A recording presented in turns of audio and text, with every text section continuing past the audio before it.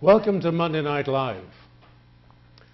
This is the program where we bring into the Access Studio men and women from the community who are having an impact on the community. We're going to be talking about reading together tonight, a program that's going on for quite some time. You won't want to miss a minute.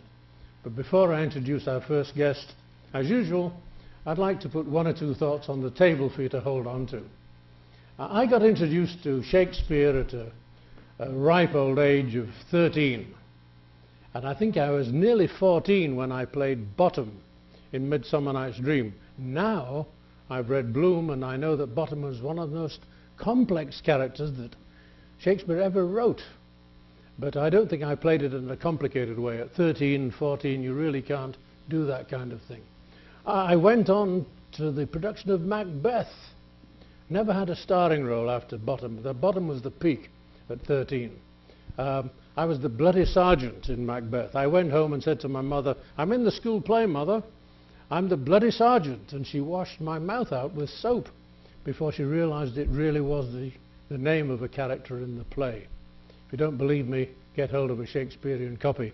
I've been spoilt.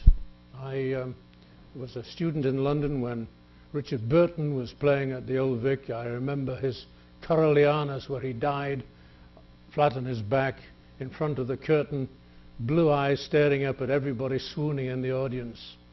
I saw Derek Jacobi play Hamlet with the Royal Shakespeare Company, but he played it in the courtyard of Elsinore Castle just above Copenhagen. Wow, that was a performance.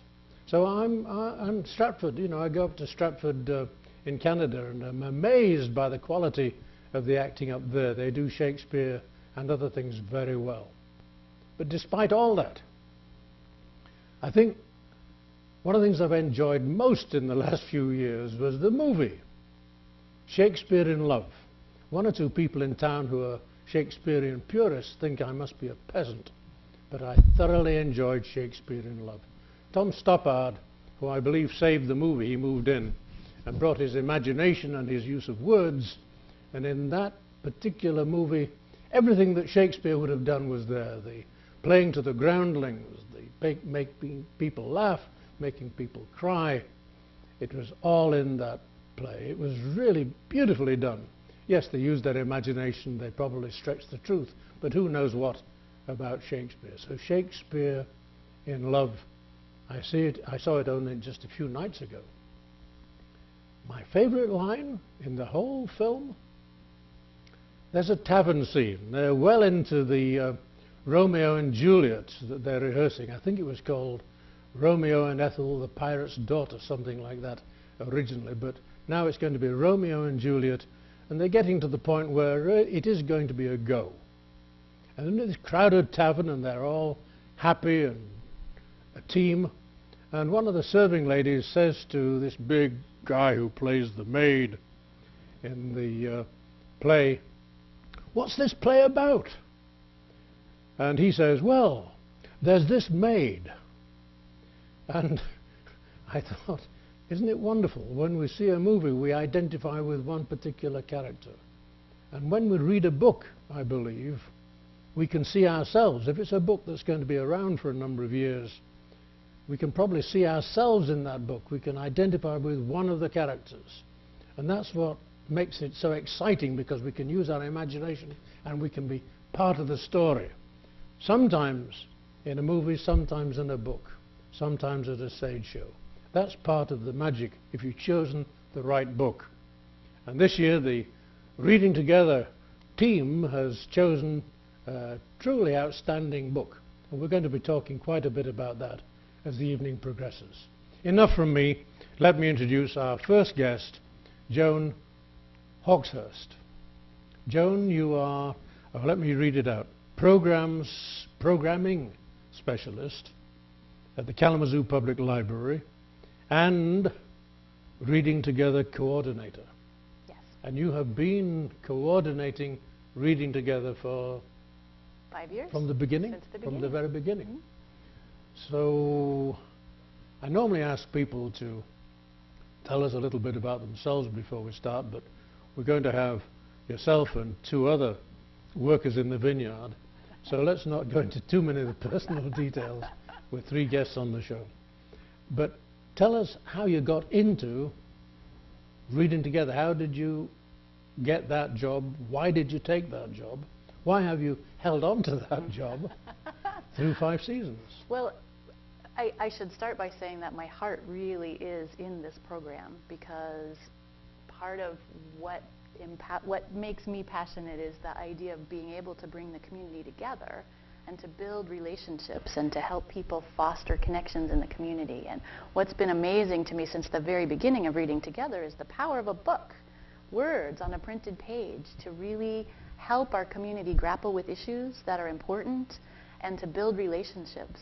One of the things I've most enjoyed about this program has been the wonderful, wonderful people in the community from all walks of life, of all ages, whom I've gotten to know by helping facilitate some of the discussions that they've been involved in. The first book was Fahrenheit, wasn't it? Mm-hmm. I have a feeling, now I got involved to some extent. I helped 1 or 2 discussion groups, and I went on the discussion training. I wasn't pivotal to the whole thing, but if I remember rightly, Judy Sarkozy was one of the prime leaders at that time. She was one of the people agitating. This is something that had gone on in other communities, am I right? I'm glad that you brought Judy up, because yes, I think that she was the spark that made Reading Together happen in Kalamazoo. And she had tried, I think in 2001, to bring mostly the downtown businesses and downtown folks together to talk about To Kill a Mockingbird, because she had heard about this idea of a community-wide reading program. The first one that I'm aware of began in Seattle in 1998, was started by Nancy Pearl, who you may have heard of. She now is on NPR and talks about books and is really a fascinating, wonderful librarian who's an inspiration to lots of folks around the country. So 1998 in Seattle, and the idea was so popular in Seattle that it started to grow. Today there are hundreds of these kind of citywide or countywide, community-wide reading programs taking place all over the country. If you give me a minute, I'll tell you what makes ours so special, which is that Reading Together began, as you said, with Fahrenheit 451 in 2003, and it was fully funded at the beginning by our community foundation, the Kalamazoo Community Foundation, and it was funded by the Better Together initiative, which means that from the very beginning, our program has been about reading a book, but about taking that reading of the book and using it to make our community stronger, in the philosophy that we really are better when we do things together. So that has undergirded the program from the beginning. Some of the things that we do that make the program special are that rather than, for example, in Seattle, it's a pretty small group of librarians who come together to make the choice of the title every year. Here, we invite 35 to 40 community leaders from all across all of the spectrums of our community to come together and to make a democratic selection of a book. So for example, this year we started with a list of about 100 titles that had been submitted by the general public, by educators, by librarians, by folks, anybody who had an idea about what they thought our community could read. So we started with this long, long list. We brought together about 35 folks that were religious leaders, business leaders, teachers and librarians, people from all different backgrounds, put them in a room together with hard copies of the books to look at for 2 hours, let them talk back and forth amongst themselves about what they thought was important about all of these great suggestions. And in the end, they voted. And the vote, when we tallied up the vote, this year's book was The Curious Incident of the Dog in the Nighttime. I don't want to get into the minutiae. Excuse me. 35 people should have read all 100 books. In the ideal world, that would be true. Yet we rely a lot on individuals in the group who have read the book. We rely on reviews from reputable sources.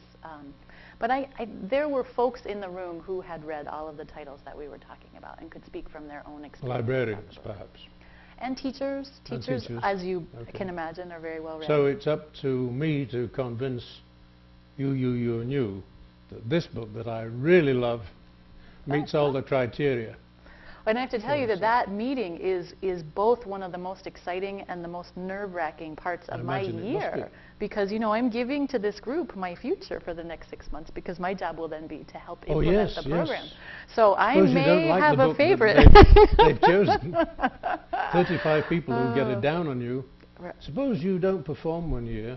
They want rid of you. They deliberately choose a book that you don't like. Next year, War and Peace. But I've looked at your website, www.readingtogether.us, not org or ed or gov. No, we thought US would reading together us. We're all reading together. Oh, so it fits. Us, not US. Okay. www.readingtogether.us. Mine of information there. And there was a, if you would like to suggest a book for next year, you put in your name, you put in the name of the book, and you have a space for notes. You have to say why. And I think you also spelt out the criteria, didn't you, for what a book has to do. Universal social issue, you say the book must deal with a universal meaning. The universe, or? No, that's something that's important to our community. Our community. A universal social issue that matters to people in Kalamazoo County. Universe, or the Kalamazoo Portage, or the Kalamazoo County. It's the county. Kalamazoo County. So it's the Kalamazoo Public Library, the Portage District Library, and then 8 other public libraries from throughout the county, all of whom have participated since the beginning. Fantastic. Oh, since the beginning. Okay. Universal social issue. Dealing with diversity, because we have a diverse community, quality of writing, reading level and vocabulary. The book has to be... We want it to be accessible to as many people in our community as possible. So we'd like it to be at a level that's accessible to high school readers. One of the things that we did this year, because there were some parts of the book that maybe would have been a little too much for younger readers, was come up with an alternative title for younger folks too. And that's something that I hope will develop over the years, that maybe at some point we'll have, once the book for adults is chosen and we know the range of issues that are going to be talked about, we can find some books that can help younger people or people for whoever reason aren't interested in that book to still be talking about the same universal social issue that is raised by the book. So people who put in a book know the kind of book they should be putting in. So you're already weeding out some things. Ideally, although in that list of 100... There's some rubbish? Don't say that. I would definitely not say rubbish. I can say it, but you... I think what's brilliant about it is that from that list, you can really see what people care about in Kalamazoo County. And so one of the things that we did this year was take that list. Actually, the whole story is that we do an email ballot first and narrow the 100 down to about 25. So it's those 25 titles that are being talked about in person by the selection committee. And we developed a bookmark list this year so that people could see all the 25 books that were under consideration and maybe could make that their reading list for the year, or could at least get a sense of what people are interested in. You said an email ballot. Did you do a Delphi thing? You got people to crisscross voting out books, or did you simply say first cut? We asked people for their top 10. Top 10. And then I compiled everyone's top 10 lists, and that came up with 25. And then, oh, you had some power there. You did some compiling. Yes, but well, yes. Okay. So far, I've not exercised. But it's a democratic process. Yes. That anyone in the community who goes online or writes to you, I suppose, or drops in at the library. And I got 2 emails today, in fact, from people who are making suggestions for 2008. Yes. So Reading Together this year runs through the end of March, and my job beginning April 1st is to evaluate this year's program and also compile the titles for next year. One thing that we did differently this year was to go ahead and choose the title for the next year in the spring, after getting feedback from the educational community that if we could let them know before they left for the summer, they might have time to be able to work it into their curriculum better. And in fact, what we're finding is that many, many high school teachers, college teachers, book groups, because of that little bit of extra notice, have been able to work the book into their schedule. So we mustn't forget to include, it isn't just libraries. Right. Organizing reading groups. Schools are using the book in the classroom. K through, where do they start? High school? 16. K through college. They're graduate classes that are using the book this year at Western. So people at all ages are using the book. Neighborhood associations, churches, First United Methodist Church downtown had a 6-week series Just of completed discussions that, on the book. yes. As you'll hear later in the program, there are lots of other churches and lots of other programs that are happening. And that's part of what Reading Together is about, too, is that it's great to talk about books in the library. It's even greater if we can get folks wherever they are in the community to be talking about this book. If we really get a good transit system, they can read on the buses and all those things. Well, you're giving me the perfect opportunity to talk about our Curious Buttons.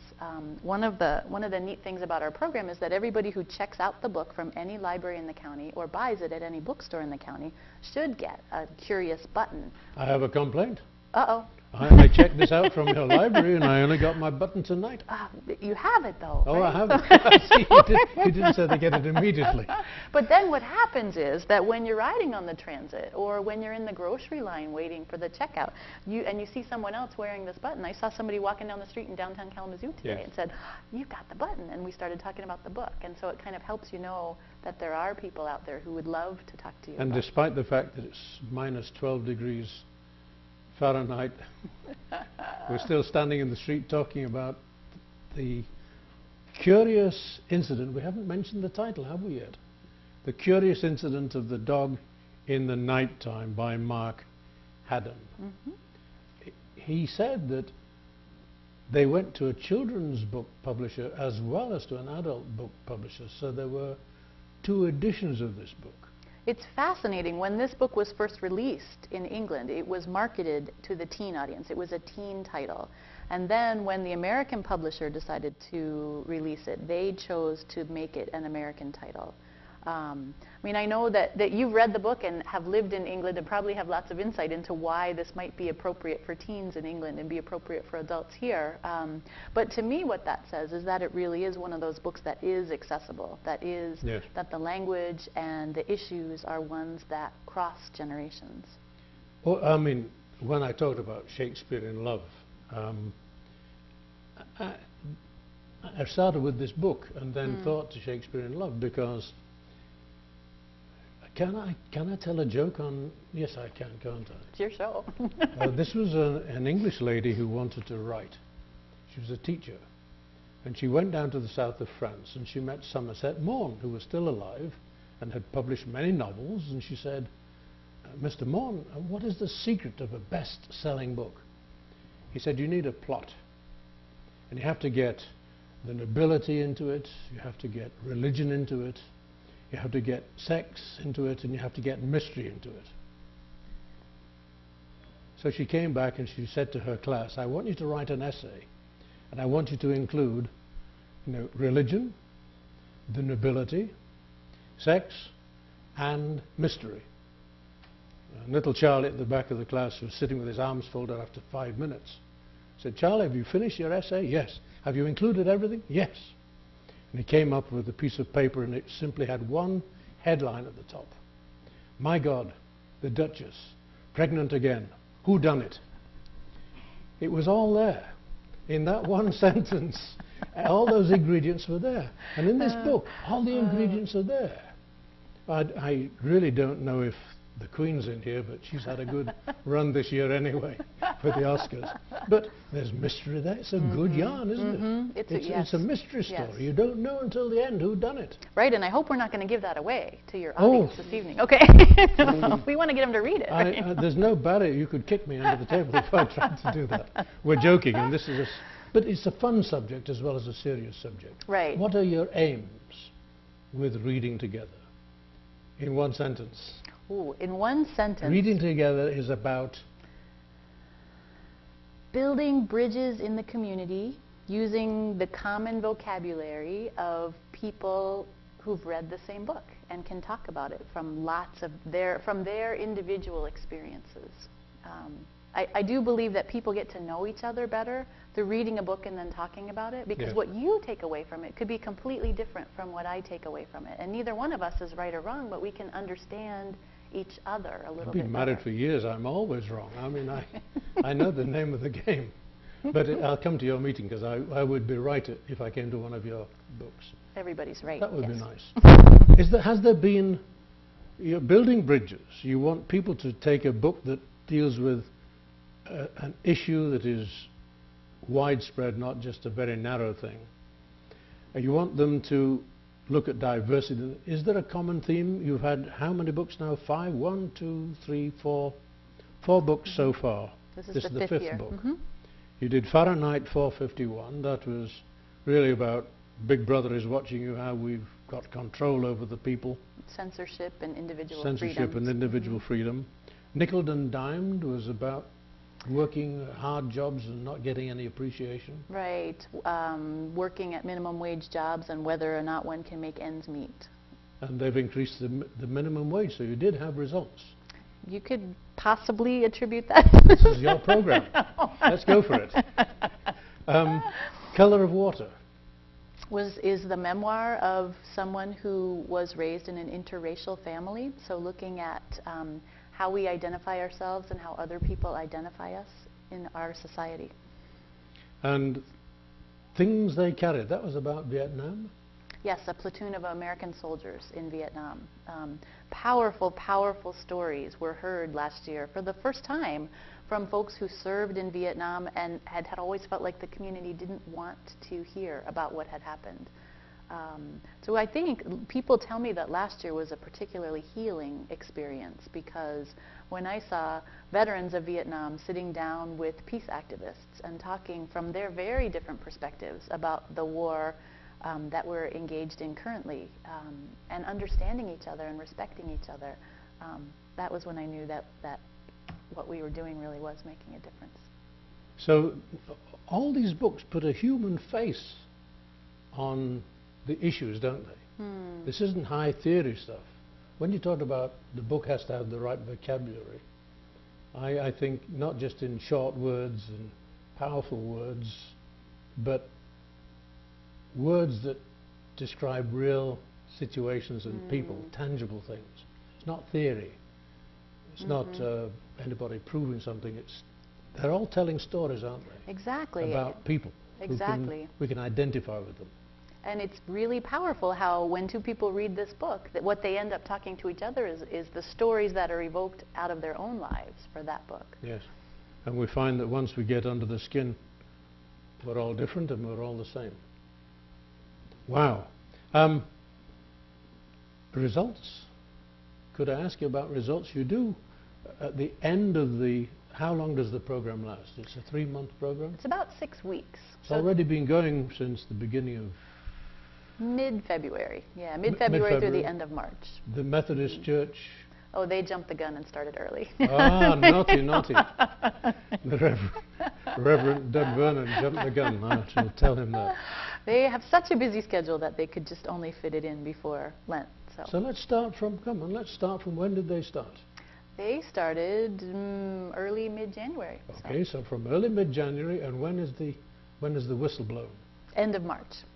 I bet there's some people who start late as well.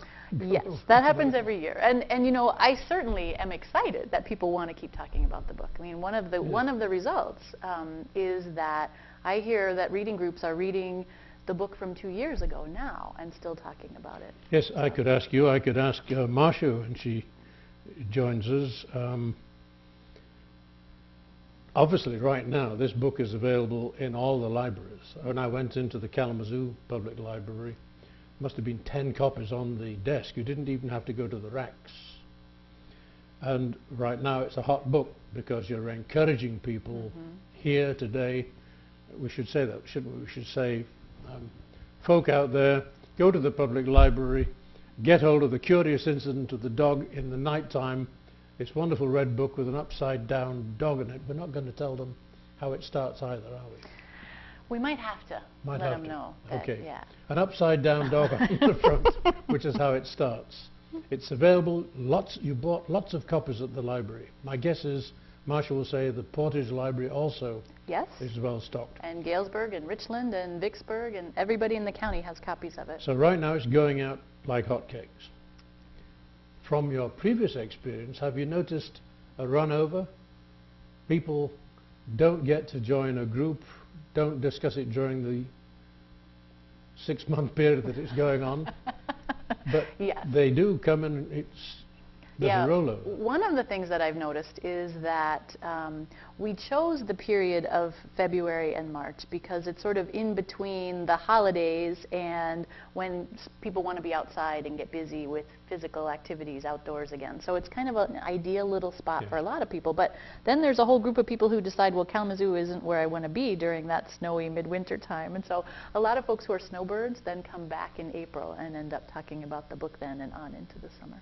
Do you, I'm of Friendship Village, Bronson, are they having reading groups? Thank you for asking about that, because that's another result. The very first year we did this, Friendship Village decided to read Fahrenheit 451, and a couple of classes at Kalamazoo Central, high school students decided to read Fahrenheit 451. And then those two groups came together. So you had high school seniors together with senior citizens reading and talking about the book. And from that discussion, both groups had such a good time and got so much insight from the other that they decided that they were going to read the Reading Together book every year together. And then sometime in the fall, they were going to choose their own book and get together and read that together. What a marvelous story. So that's one of the many stories of groups who have been so profoundly impacted by doing this kind of intentional discussion that they've kept it going. I stopped in there at Friendship Village 5 or 6 years ago, and at that time there were 28 retired librarians living there. The library was the best organized library in the state, I swear it. They had a great selection of books there. I wonder how many librarians there are now. Maybe a fair number still. I would imagine so, yeah. Okay. Well, I think we've covered a fair amount in this first section. Now, you're going to stay with us. Marsha is going to join us. We have a slide. If Anthony, we could have that first slide on the screen. Why don't you tell us about some of these things on the screen, things that are... Actually, the first one is March the 1st. Right. That's already... No, it hasn't gone. That's this Thursday. Well, one of the things we haven't really talked about yet is the variety of ways to come into this book. But one thing that you're going to find is that there's a lot of information about dogs in the Curious Incident of the Dog in the Nighttime and how important it is, the relationship between humans and animals. And so this Thursday at the Portage District Library, there will be, I believe, 5 humans and 4 dogs coming together to talk about how animals and humans bond and the capacity of dogs to heal and comfort us. And then Friday, there are several things happening in downtown Kalamazoo as part of the March Art Hop. And we're very excited to be partnering with teachers and artists to develop an exhibit at the Kalamazoo Public Library called Expressing Myself in My Own Way, which is going to showcase the work in many different formats of artists with physical or developmental challenges. So we hope that people will stop by the library this Friday between 5 and 9. And after or before they do that, that they will head over to First Baptist Church, where our own Crawl Space Eviction improv troupe will be doing sort of their interpretations of the Curious Incident of the Dog in the Nighttime in 3 shows during the Art Hop. So let's hijack the Art Hop, shall we? On behalf of Reading Together, we'll say to people, think Reading Together and go to the Baptist Church before you go across to the library. There you go. And they can complain, but we've got to blow them first. Marsha, thank you very much for joining us. Marsha Haymon? Marsha Meyer. Marsha Meyer. Jiminy Cricket. Marsha Meyer. Well, it's a tradition on this program. I mumble. That's great. That's and just if I fine. don't mumble, if I articulate, I get the words wrong anyway. You can call me Meg Ryan if you want. All right, from now on it's Meg. Marsha Meyer, Adult Services Librarian at Portage District Library. Mm-hmm. So, just take a breather. Adult Services. Mm-hmm. If children come to you, you say, over there. Right. Because you have specialists who look after younger age groups. But we're a small enough library that we have children at all levels, and we have adults at all levels. So we're an open library, and we have people coming at all levels, because we have videos upstairs, and we have magazines upstairs, and we have mothers upstairs. So So when you said adults at all levels, you meant in terms of upstairs or downstairs, not mental ability. Oh, no, not that upstairs. No. Adult children. Well, probably that too, but no. Everyone's welcome everywhere, and we all work with. And I work down in the youth area. I'm a former children's librarian, and I just love libraries, and I'm passionate about them. So whoever we serve. In fact, I go to other places, even at bookstores, and I start helping people, so I've got to back off. So sometimes. I'm a klutz. We had a conversation the other day about untidy offices. Joan said, my office isn't tidy. I said, come and look at mine. And then we decided that if a cluttered desk is a sign of a cluttered mind, what is an empty desk a sign of? Exactly. But I have lots and lots of books, but they're in boxes they're not arranged. You look at my library shelves and think, oh, there are no numbers. But I seem to know where things are. That's what's important. Most of the time. But it's wonderful to talk to people who care about books and who want to share. I think that's one of the aims you have, and didn't really articulate it. You're trying to get people to care about books, not just have them on the coffee table to show people that they've got a book in the house. That's right. And to realize the power of literature to capture you, to help you understand yourself better, to help you elicit affirmations and have revelations, and books are just such wonderful avenues.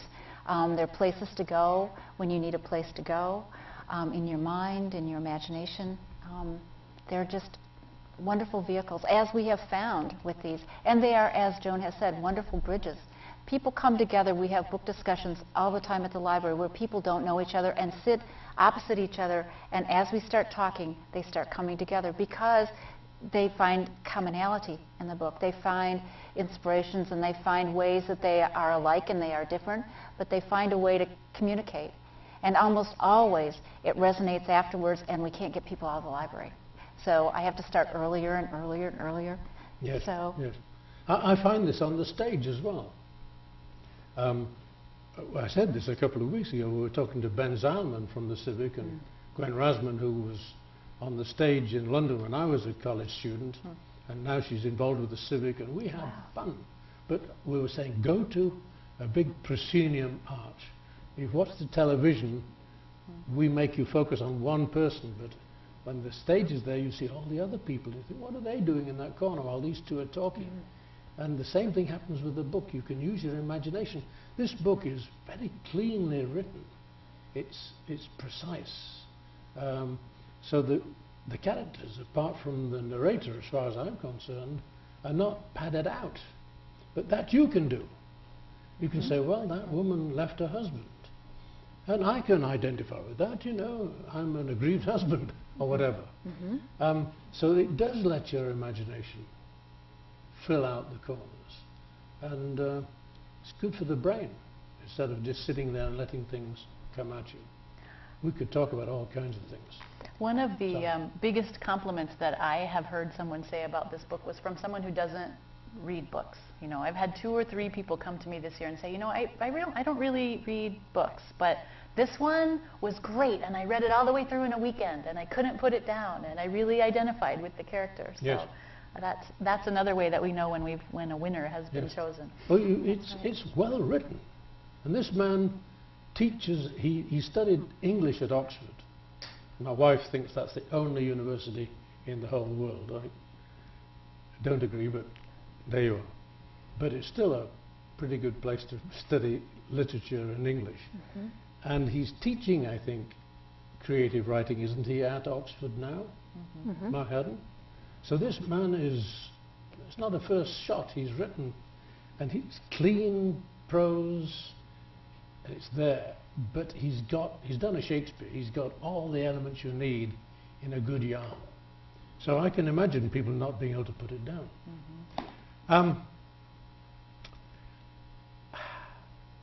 I read the interviews with Mark Haddon. Mark Haddon isn't coming, is he? In previous years, you've had the author come to Kalamazoo and talk about his book. Mark Haddon, for some reason, isn't that kind of a... He isn't a traveler, apparently. No. He feels satisfied and comfortable with the life that he has there in Oxford. And he's choosing. He just released a new book, Spot of Bother, in the fall, and didn't even do a book tour at all for that new novel. So he just really doesn't feel the need to travel. And in a way I could identify. If people say, what did you mean by that? He says, what do you want me to mean? I mean, he'd be denying their imagination, wouldn't he? If he explained exactly what he had in mind with that particular sentence. So he's not coming, but he's been interviewed by several people, and he says distinctly, I didn't start off to describe a child with autism. I wanted a good opening. Is it the Bulwer-Lytton Award? Where they give an award each year for the worst opening statement in a novel. It was a dark and stormy night. That's where it came from. So they have this award for the worst opening statement. He said, I wanted a powerful first line. And he's got it. We're not going to tell him what it is. But he's got it. And then he said, the narrator, who is the young fellow with a kind of autism, just kind of came into my head. His voice came first, then he came later. So he said, this isn't about autism as far as I'm concerned, it's about relationships. But now I'm being naughty here. Looking at this, I have a feeling that of those 35 people, and you are on the steering committee, so it's your fault. Probably. Those 35 people on the steering committee, somebody steered the focus towards autism, because a lot of the events that you have are about autism, aren't they, in this particular period? They are, but there is some variation, and in the discussions there's quite a bit on, and you didn't mean to interrupt, but we like that. On the novel, you told me I had to interrupt, so I just did it. Okay. But the novel as literature, or the book as literature. What is it about the book, the story, the plot, that makes it so penetrating, that makes it pierce the senses and penetrate into the soul, which sometimes facts get in the way of truth, I think. And I think that's one thing that we talk about a lot in the book discussions. I know that there's a lot on autism, but we're going to have a program on graphic novels at the library, because that's another way of seeing. We're talking about point of view. We're talking about a lot of different things too. And with the art, I think that's a whole other thing too that we're trying to get at. But you have a classroom, a room. Is it at Portage or Kalamazoo, or both? Both. It was at Kalamazoo last week and will be at Portage in early March. So people March. can drop in. Is that on one of the slides? No, it isn't. Let's talk about that, because there you are saying this man somehow got inside the head of a young fellow with Asperger's syndrome. Is that the better description for it? Right. Rather than full autism. High-functioning autism. High-functioning autism is Asperger's. He got inside the guy's head and actually spoke the way he felt this guy would speak. And you're saying to people in this community, you want to know what it feels like to have overload? Come to one of our events. Anybody run screaming from the room yet? I don't know. Oh, you haven't done it yet? No, we're going to have padded rooms just in case. Somebody with a hose outside to hose people down. So you've done it. Yeah, I can tell you from having gone through the experience and having talked with people who also went through this experience that it is a really simple, really powerful opportunity to sort of, just for a few minutes, get that sense of overload that might happen if you are very sensitive to external stimuli, which is the case for many people on the autism spectrum. We asked people to do a little feedback form at the end, and to a person, I think about 200 people went through this exhibit, and we asked them if they would recommend it to others in terms of trying to understand that different point of view. And to a person, they said, yes, absolutely. Everyone should have the chance to experience this and then be able to say, oh, I get why it's so hard for a person with autism maybe to sit under fluorescent lights when they feel those lights flashing instead of being still, or when they can't differentiate between all of the different sounds happening in a room, and so it just feels like they're being overwhelmed with noise. So you've put together an experience. This is what someone who really is experiencing overload, too much information. Right. Well, we should probably say that we didn't put it No. together. One of the reasons I think that this book is so powerful in Kalamazoo County is that, as I have come to know from working on it, Kalamazoo County is almost a mecca for families of kids with autism because of the really high quality level of services that are offered here that aren't offered in most other places in the country. So the sensory experience that people can still take advantage of at the Portage Library on March 5th was a collaborative effort of the Western Michigan University Center for Autism and the Occupational Therapy Department there, and the KRISA educational programs that serve children with autism from throughout Kalamazoo County. And they've done a magnificent job. They obviously And can't. Marsha, are you going to be organizing that? Will you be the I will host be. in that? Yes. So you have to, how long does it, people can drop in for half an hour if they want? Or 1:30 to 2:30, and it is 6 to 7 on the Monday, 5th, March on Monday, 5th. March 5th. And people are there for the full hour, or people come and after 10 minutes move on and you change over? I think they're there for various times. I don't know because I didn't go to Kalamazoo. It takes but- about 30 to 35 minutes to have the whole experience. What they do is they give you a little introduction for about 5 minutes to prep you for what you're going to experience. Then you go into the classroom for maybe 10 or 15 minutes, and then they have a debriefing to help you kind of relate it to the book, kind of understand how your experiences might parallel the experiences of people who live through that every day. Yes, that sounds fascinating way of letting people identify. Right. But One you're of the- talking, sorry. One of the neat things that happened was that teachers in the area found out about that sensory experience and chose to bring their whole classrooms because they had someone with autism in their classrooms. We had 2 or 3 fourth grade classes who came through as a class and experienced it, and then you could see the kids kind of get it about their peer for the first time, understanding why maybe Yes, they, yes, this they is were what having they're a going hard through. time. Wow, Right, that is a right. great idea. There's also going to be a program the same day at 7 o'clock on how to make your service more autistic friendly, and that I'm really encouraging all of our librarians to go to, restaurateurs, hairdressers, whomever. Doctors, to come. dentists, Doctors, yes. office managers, Any service. pastors, Yes. anybody who has Right. public services. Police, I think they still have a program now, do they not? The public safety? But I think anybody needs to, who deals with people, I mean, which most of us do on a regular basis, and deal with the public.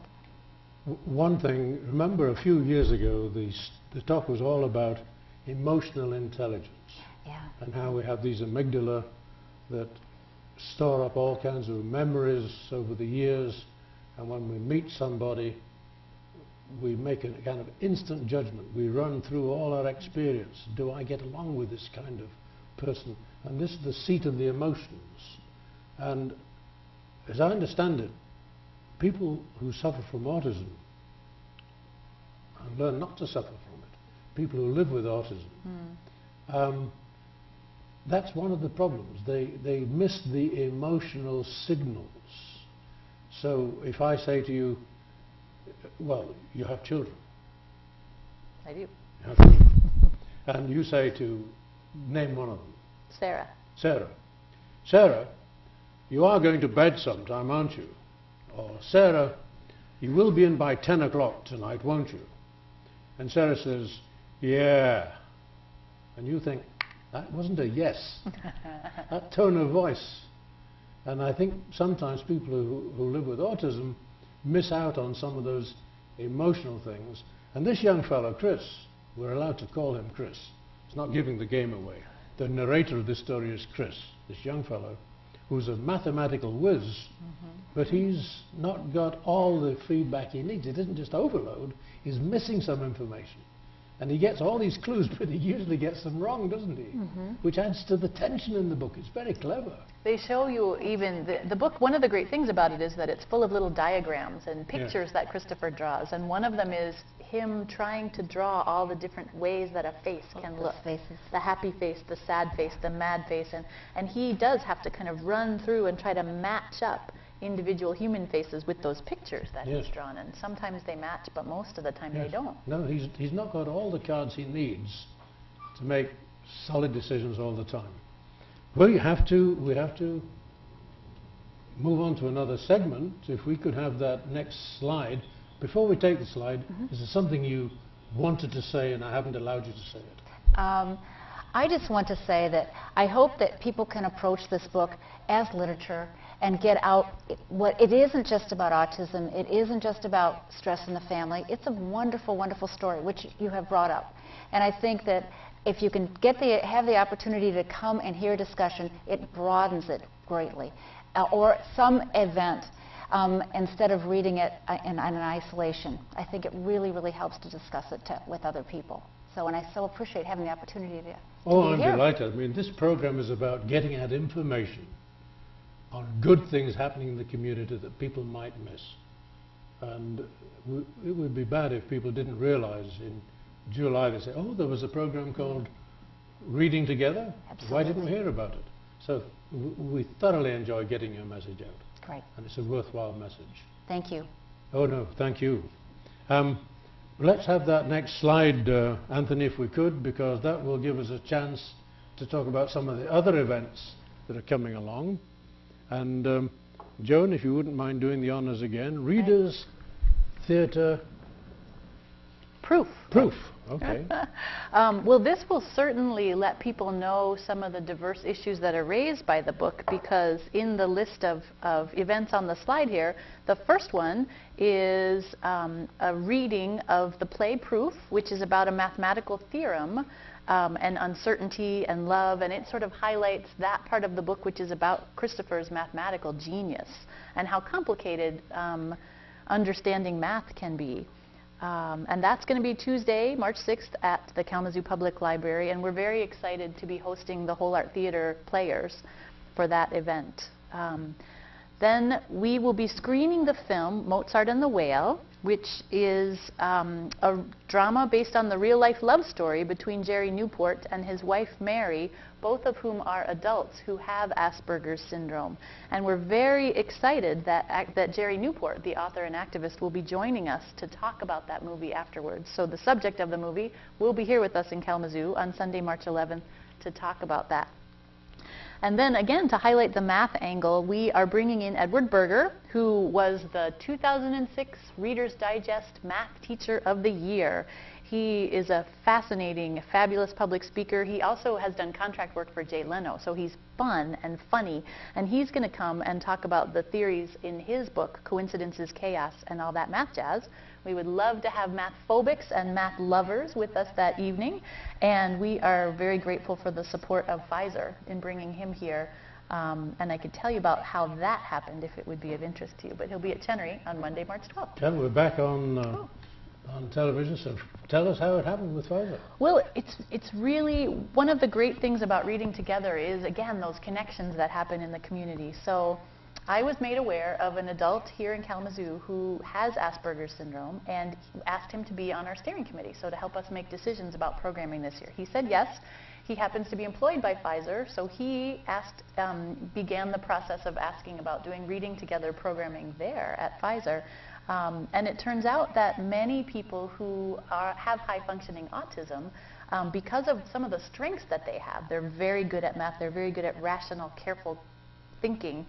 Supposedly Silicon Valley is the highest concentration of adults with Asperger's in the country, because so many people gravitate towards that kinds of job, that I think Pfizer thought, well, maybe it would be really useful for us to talk about this, and in the sense that there might be folks who could benefit from it, colleagues within the organization. And so one of the wonderful things that they have done, in addition to Lunch and Learns for all of their employees, is sponsoring Edward Berger to come and talk about that. Well done, well done. Well, now I join the magic of television. We show a slide and the cast changes. Pamela, Haymon. Yes. You're a witness. This time I got it right. Pamela, thanks for coming in. You're welcome. I know you're one of the discussion leaders for Ready to Read. Yes. But I believe, are you working on a master's in social work? Yes, I am. So you're a good fit. This whole program is about reading literature that has social meaning, isn't it? Yes, it is. So you were drawn to it because of your social work background and career. Yes, in addition to also having a daughter that is on the spectrum, a teenage daughter that's on the spectrum, and having worked as an undergraduate social work with my bachelor's degree, I've worked with many families, many of them minority families that have had children that have been on the spectrum but have been unaware that that was what was going on with them until later on. They weren't properly diagnosed until much later on, maybe junior high school age, which meant that they missed out on a lot of the very pertinent services that they could have gotten when the kid was much younger. Yeah, that's opened a hole. This could be the end of reading together. This is, that's a big point. There's a spectrum, and you might think, well, someone with autism would be this kind of person. Right. But no, someone with autism, you might not know it until after the damage has been done because they've missed those early years of education. Right. They're critical, aren't they, those first few years of education? Yes, and I find, unfortunately, it's very true, however, that there's a great deal of stigma attached to disabilities and special education and just labels in the African American community. So people aren't as prone and readily able to admit that there could be something going on with the child, such as a learning disability or social delays or anything of that nature. So we try to skirt around that and do other types of things until it really hits your face dead in the face that you've got to have an assessment done to find out truly what is going on with the child. So a lot of that is there, and that is why I have gotten involved with 3 discussions, in particular in the circles that I actually am affiliated with, one being my church at Mount Zion Baptist Church here in Kalamazoo, and we are doing a discussion group in conjunction with the First Baptist Church in downtown Kalamazoo. And predominantly, these are 2 different diverse bodies, one being, predominantly African American and the other being predominantly Caucasian, and we have come together to do a discussion group together, not only to look at the learning challenges and the disabilities that some people might present with, but also to discuss the diverse piece there that somehow is missing. So the book also talks about, the character points out, he talks about there's an Indian woman and there's a brown-skinned girl in the book, and so he notices the differences in racial creeds, and so we're also going to bring that in. I've been meeting with Betsy Smart over from First Baptist Church, and she and I have developed a group of questions that we want to ask our membership, and many of those questions deal directly with diversity and as it relates to disability and just as it relates as a whole. Yes. Well, I'll take your word for it. You suggest that this unwillingness to admit that you have a member of the family with any kind of disability is more prevalent amongst African Americans. I suspect when you talk to the Caucasians, you might find it isn't as narrowly defined as that. I think a lot of parents are slow to admit that Johnny can't read. Although studies have shown that the diagnosis happens 2 years later for African American children than for Caucasian children. Yes. When it So that comes could to mean autism. that they're not getting their fair share of the services that are available in our community, that they're diagnosed too late. Because the sooner you find it out, the sooner you can make sure that you adjust your teaching methods to make sure that they have just as good an opportunity as others of learning. Could we, for a minute, I know there's a pamphlet here that I think I picked up at the library. By the way, when is your discussion group meeting? We have one actually that's going to take place tomorrow evening at Paramount Charter Academy, and it's going to be at 5:30 till 7 p.m. and that group is actually 2 separate groups. We have a group of parents that are meeting, and then we have a group of students that are meeting. The students will discuss a separate book. It's the case of The Prank That Stank, they'll discuss that book. It's more age appropriate than the parents, and we have a few teachers involved also. They're going to discuss The Curious Incident in the Dog in the Nighttime at the same time, 2 different rooms. And Prank That Stank. Yes. We probably don't have time to talk a lot about that book, but so there's another book for younger. How much younger? 5th to 8th grade. It's written for... I used to be English. Yes. Means 8, 5th. 5th grade, so 5th grade to 8th grade. Is that 9-year-old? You add 4 years to the grade? 9 or 10 to 14. 9, 10? Yes. So 9, 10 to? About 14. About 14. Yes. So The Prank That Stank. Yes. Great title. Yes, they're going to do that. A book that, and it's going to happen, say the time again. 5:30 to 8 p.m. 5:30 to 7 p.m. 5:30 to 7 p.m. at? Paramount Charter Academy, and which is on South Westnedge, down by the used to be a Mr. B's warehouse. Okay, I know. Right there, there's a school that sits right on the left side, and it's also open to the community as well. So it isn't too late for people to come? No, it isn't too late. They can just show up? Yes, they can show up and be more than welcome. There's actually going to be free pizza available, and there'll be something to drink, and so they can come and take part in that. The good stuff always comes in the last few minutes of the program. Free pizza. Yes. And a great crowd of, because only the people who are interested, and that means interesting, will be coming. Yes. So people will find people who like mind if they come to your discussion group.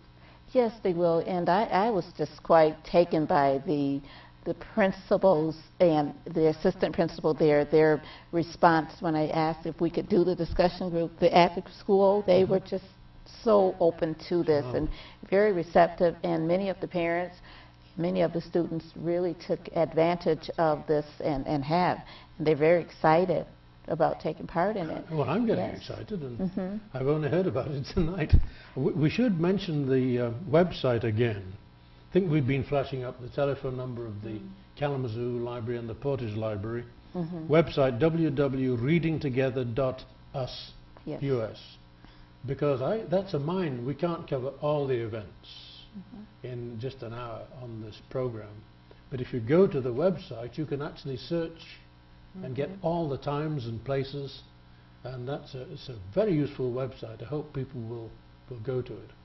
So it's not too late to join a group. It's not too late to form a group, is it? That's very true, yes. We actually have copies of the book for groups that haven't participated before. We can give copies of either of these 2 titles to groups that would like to get involved. We have, as you know, a whole stable of trained discussion leaders if people need help with someone to lead a discussion for their group. So you have people out there who are trained to lead but no group to lead yet? Well, that they're willing to do more groups. Often leaders, as it were. Many people like Pamela who get so excited about this program and are leading 3 discussions around town are willing to do a 4th. Do you have, dare I, time's running, 1 minute and a half. Okay. I was going to ask you how you handle quiet people in the group who don't participate and people who over-participate, but maybe that's a totally other program, but I'm sure your training covers things like that, how you get people into the group. Yes. And if somebody says, I didn't know this, you know how to make them feel comfortable. Right, and you would pair the person that's not as talkative, we would be able to pair them up. If we saw that was taking place, we could pair them with someone else and have them discuss in a smaller, less threatening environment. And after that, we could bring them back and have one of those people be the person that will share what that pair had to say. And maybe that wouldn't be the person that didn't want to talk as much, but their point would still be expressed. And then for the person that's just talking on and on and on and all, you could say, well, if they brought up a point like, well, I wonder what Christopher thought about eating something that was yellow, and they were just talking on and on and on, you could ask the person next to them, and what do you think, what would you interject into that to kind of get the other person right next to them to begin to comment on what that person is just continually elaborating about, and kind of bring it out that way. I thought maybe you were working up to, what do you think about eating something that's yellow? Here's some pizza. But yellow pizza? People shouldn't be reluctant to walk in and join a group. If they haven't read the book, they'll soon get a copy and can read it. They'll soon find out what it's about. They'll be with like-minded people, people who care about the community as much as you two do. Or maybe they'll be with not like-minded people, and that'll be an even better discussion. That's right. Just as the clock is winding down, you put a thing like that on the table. Come and meet people who are not like yourself, and That's find right. that you can still get along with them.